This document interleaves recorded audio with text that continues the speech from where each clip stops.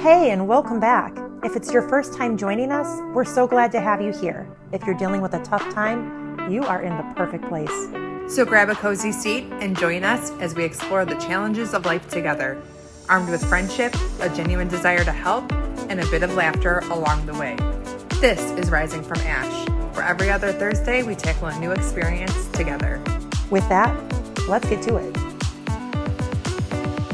Welcome back, guys. Happy September.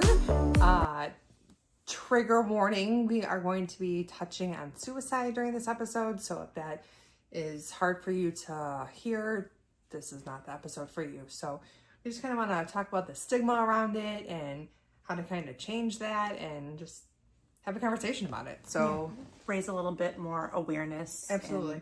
And, get rid of that stigma a bit. Yes. So personally, I mean, I know a lot of people who have either lost someone they love or almost lost someone they love to,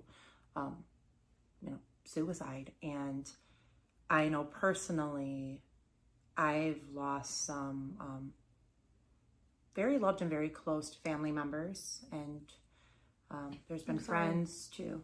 Thank you, but who have passed, and it's friends and family, and it sucks. It's hard. It never gets easier. It's one of those pains that it will never make sense. You'll never know why the pain hurts less and less as time goes on, but it still is there and it lingers and it will never completely go away.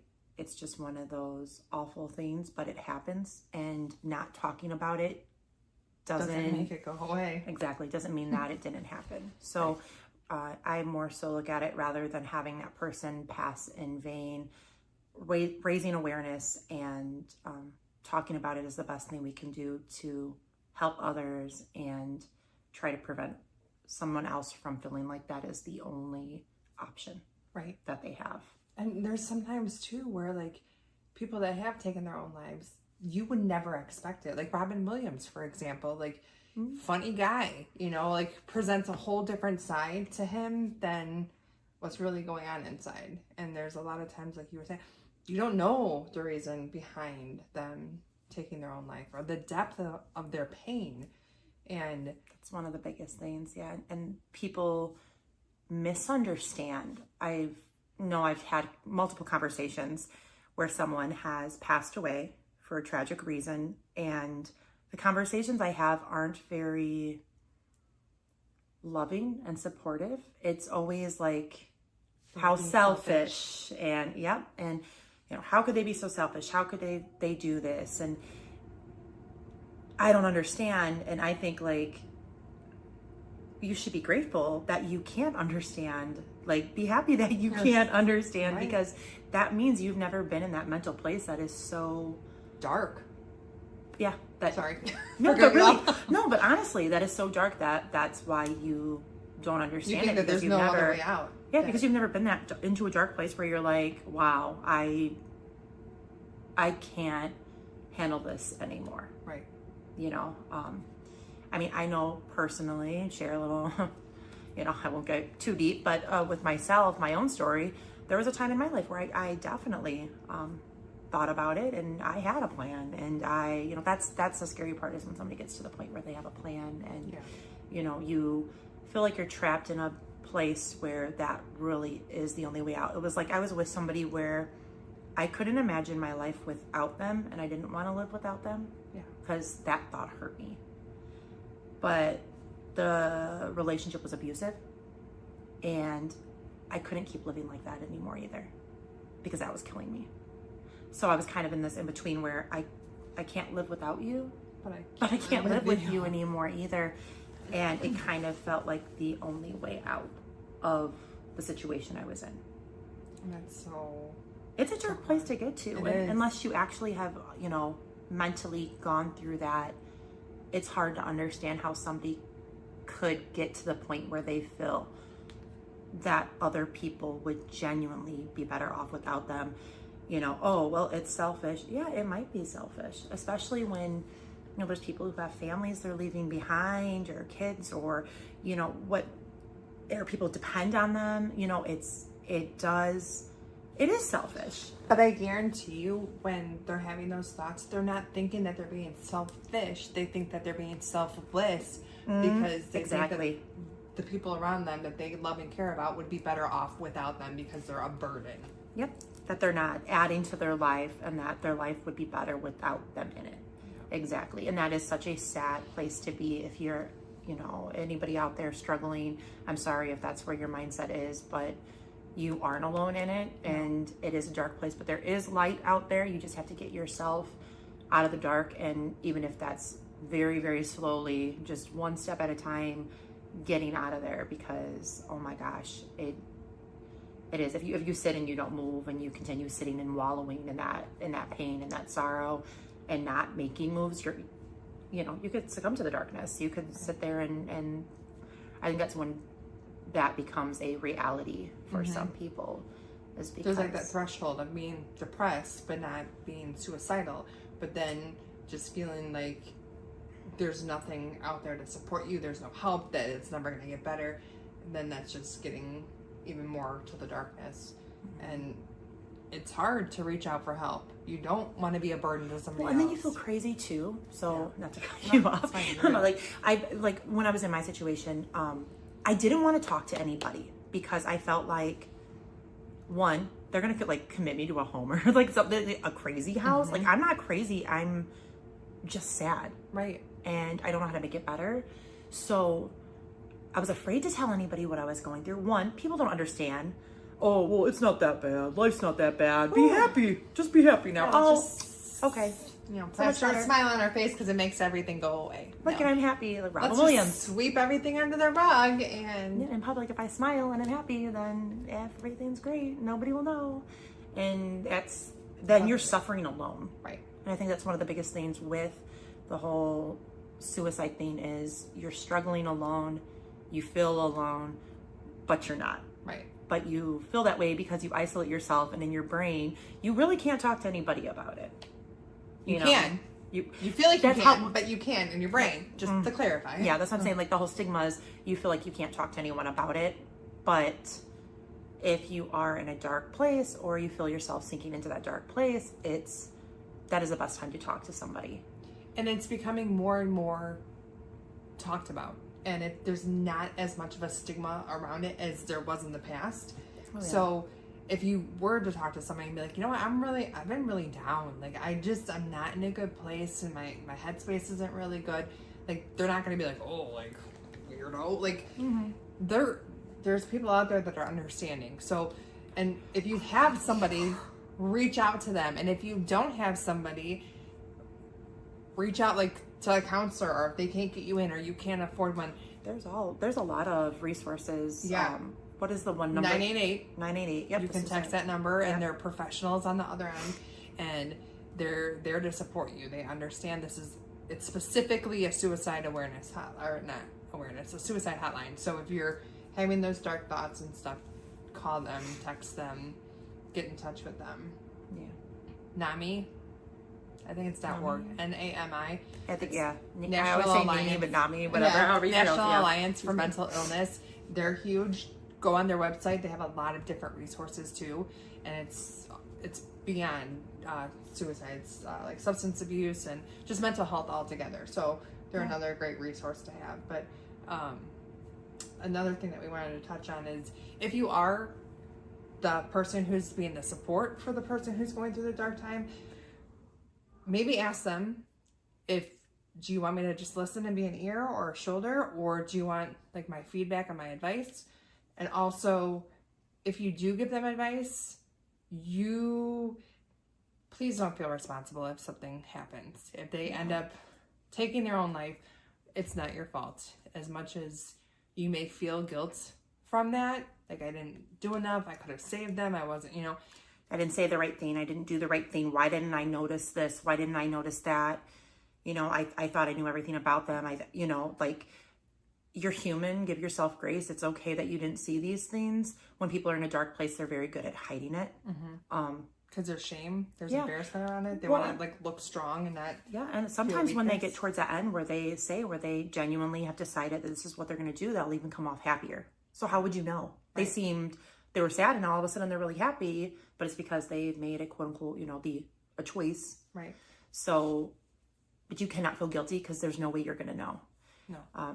And it's very, very important to know that when somebody is in that spot, you can try to be there for them. It's super important to be willing to talk to people, especially those you love, if you sense that they're in that place. I do have on my phone here a couple of signs that you can look out for if you're interested in what those signs look like. But just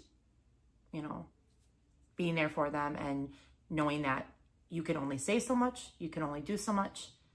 At the end of the day, it's up to them. It's their choice, and you can want it for them so badly and for them to get better or them to get help. But yeah, the ultimate decision is theirs, and there's nothing you can do to change that. You can't want it for them more than they want it for themselves. And that goes with a lot of things. But like I've mentioned even in the past, as far as, addiction and things, like that, you can want somebody to be sober with every ounce of your being. I mean, just everything within you, just, oh my gosh, I want this for you so bad, but you can't make them. They have to choose to do that on their own. So, it's hard. It's hard to accept. Yeah, sometimes but if the best thing we can do is be there for those that are in a rough place, if we are the support system, and make sure that they know they're not alone and that they're not crazy in how they're feeling, or most importantly, that they're not selfish for feeling the way they feel. Right. Because I think that is ridiculous. You're selfish. No. I'm selfish? No, I'm hurting. Exactly. And I wish I didn't feel this way. Do you think I like waking up every day feeling like this? Like the way the world's on my shoulders? Mm-hmm. No. So it's not selfish to feel that way. It's a very dark place to be. And yes, it's a selfish act in the way of leaving those behind that need you or love you. But my gosh, what a dark place to be. Like, have a little empathy for the people who, we have lost, who were in that place and felt like it really was their only way out, because gosh, what awful. Mm-hmm. But some of the signs you can look out for, just give me a second here. I'm pulling it up here. And there's a lot of times too, like it would come from like the person you would least expect it from. Mm-hmm. Because one person that was in my life that took their own life, they were like on the football team. They were the one that everybody went to when they were low and thought about committing suicide, and he talked them out of it. And it's just, you don't realize, like, I think we're all just like walking around this life with blinders on, that we're so consumed in like what other people are thinking of us or whatever, that a lot of times we're missing out on things that people need help with. Like, we're not even seeing, hey, they're really struggling. Well, yeah, and life is, you can't feel guilty for it either, though, because life is so hectic and there's always so much going on. You can't catch everything. It's not your fault that you can't catch everything. I know. I know. Working on that. Working on the whole, was I there enough for that person? Was I, again, like you said, like, we do our best with what we have and what we have to give, because we have to fill our cups first too. But yeah, it goes hand in hand with like the whole guilt, and like, so we've had this conversation before, but like, you've said, like, if something were to happen to somebody, it's not your fault. And I'm like, I've been in the position where I'm like, well, I'm going to change how, kind of almost stifle my feelings, because I don't want to, trigger somebody into doing that. But that's not fair to me to stifle my feelings and keep them to myself if I'm hurting, in fear that it will like make somebody sad. Mm-hmm. Like that.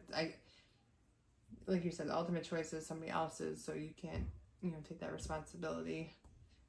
Well, yeah. Yeah, I feel like I'm just going on a tangent right now. Oh, you're fine. No, you're making the point. It's not your responsibility, and as hard as it is not to internalize it and make it your fault or your responsibility to take care of that person, at the end of the day, it's not. So being there for somebody is one thing, but you can't hold the entire responsibility of their actions, because people are human and they're going to choose, you know, what they want to do or what they feel they need to do. But at least if you let them know you're there, you can, you know what I mean? Like, at least you have that. Because I know there's a lot of times in the past where I thought I was there and I regretted so many times not doing more or reaching out more to someone, and wishing that I had, because maybe they wouldn't know. Exactly. And all the what ifs. Yeah. So I think now it's just a matter of moving forward, making sure to reach out and check in on people now and again, and letting them know that at least I'm there for them, and hoping that that's enough. Right. That I've opened that door, and that's enough that they have the invitation to step inside at any time. And they have the courage to reach out, rather than, okay, like, I know she said it, you know, like no judgment. Like, I really am one of the least judgmental, like, same. Yeah, like, come on. I don't care. Like the thing on Facebook, I've seen it like around, it's like, you know, the coffee is always on, my door is always open, any day. Dishes are always in the sink. No. Right. Come on over and help me fold the laundry. I mean, yeah, you talk and I'll fold laundry. Like, I'm here for you. So, but yeah, so go ahead with the signs. Yeah. So some signs, to look out for are things like verbal, like, I can't take it anymore. No one cares if I'm around. There's nothing more that I can do. I feel alone. I feel helpless. These are more of the more obvious things when people are saying stuff that tells you they're sad. Right. Or improvements, like I had mentioned a little bit ago, where somebody's happier now because they believe that a solution's been found. So if somebody goes from almost a very, very dark, like you know they're sad and stuff, and all of a sudden, because when you're on your healing journey or you're working on yourself, there's going to be this roller coaster of emotion. That's normal. Yeah. So feeling really down and then kind of going up is like a normal thing. But if somebody's super down for a while and all of a sudden just they skip all the steps in between. It's like from one extreme to another. You're like, wait a second. Unless they're manic, or, you know, right, and then right. that's completely different. That's a little harder to. I personally, at least, I feel that's a little harder to kind of tell. But in a normal person or somebody you know how they act their or mood respond. is. Yeah. And if it goes from completely down, and if it's out of character for them to be like that, then that's a little red flag to be like, maybe I should check in on them. Yep, and ask some questions. So it's just being alert, you know, when they're uncharacteristic or tending to unfinished business. If they make amends, give away possessions. Yeah. You know, it's typically, obviously, they're depressed. But encouraging them to talk about why they're depressed, encouraging them to actually mention suicide. It's not a taboo word. You know, people get so triggered with the word suicide, like it's taboo, like you're saying something bad, but it is what it is. That's what it's called. And we have to stop trying to don't talk about it, because then those who are in a place where they do need help, they're afraid to get the help. They might feel shameful for it's shame. Having those There's a thoughts. lot of shame. The same with people who don't want to go to counseling in the first place, because there's a lot of shame around it, going, you know, oh, only crazy people help. Or oh, you need help, you're weak. On my own. Yeah. No. Exactly. So but yeah, that's pretty much what it all goes around, is just, you know, looking out for them, something out of character, you know, listen to the things they say or the actions. Kind of read between the lines too, things that they're not saying. Just and if you bring up, hey, how, you know, I noticed you've been a little off lately, or, you know, how have you been? How are you mentally? How are you doing? Are you okay? I always say, like, how's your headspace? Yeah, how's your headspace? How are you feeling? Because encouraging them to talk about how they're feeling, and even if they do say they're sad or they've thought about suicide, just having that conversation and being willing to listen to them can make a world of difference. Absolutely. Because you're showing them by your actions and by listening, like, that they aren't alone. And like, that's the biggest, not shameful thing, I think. It's just feeling like you're alone. Like, in most things. Yeah. I think it's how you get to depressing places in the first place, is because for some reason there's something you've gone through that you feel so alone. Like when I have to handle this all on my own. I can't talk about it. I just gotta tough it out or whatever. And it's when you're not in a good headspace and you're down, just like the everyday stuff is so hard, let alone like trying to like work on your mental state and try to like do positive things to like change your mental state. It's overwhelming, and that's why a lot of times people just end up in bed and not want to get out of bed. I was gonna say, don't even want to get out of bed. Yeah. So just that little bit of like an olive branch, like, hey, reaching your hand out to somebody who's like drowning, like, I got you, like, I'm here for you, you're not alone. Like, just grab my hand. Yeah, because it is like I was, you know, when I was in that relationship that I was in, the one that specifically really took a toll on me, I felt completely alone, even though in the world I know there are millions and millions of people who are in bad places and toxic relationships, who feel just as alone as I did, who didn't see a way out. And I wasn't alone, but in my head I was. So I mean, you can even be laying next to somebody in bed and feel oh yeah, super I alone. never felt so far from somebody. That will in my be a entire whole nother life. episode. Been there, done that. That was fun. Nah. Next. So yeah, just know you're not alone. Reach out if you are having these thoughts, and it's okay. It doesn't mean that, like, you know, you're gonna get taken to the psych ward or something like that. People just care, and they want you here, and they want you around. You're not weak for reaching out. And whatever you're going through, there's always a solution. There's always an answer. There's always a way, you know, to accomplish whatever you're trying to accomplish or whatever's holding you back. So just know that, and don't have a permanent solution to a temporary problem. Please.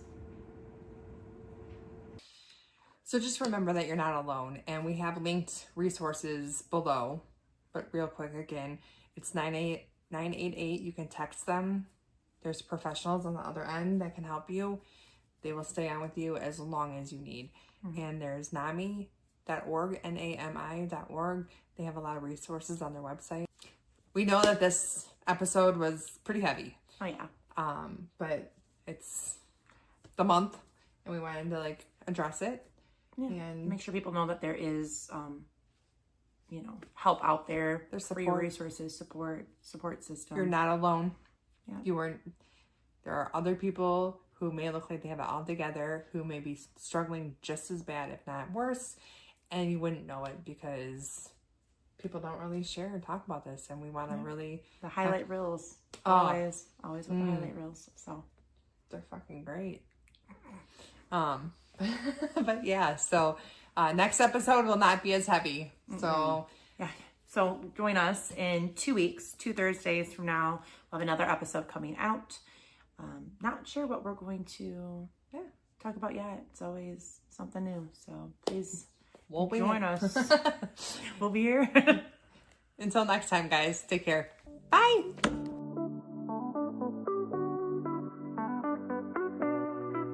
We really appreciate you spending your time with us today.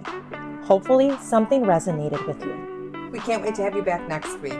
Until then, take care of yourself, and always remember, it's never too late to start healing. Just a friendly reminder, we are not professionals. If you or someone you know needs help, we encourage you to check out the professional services we have linked below.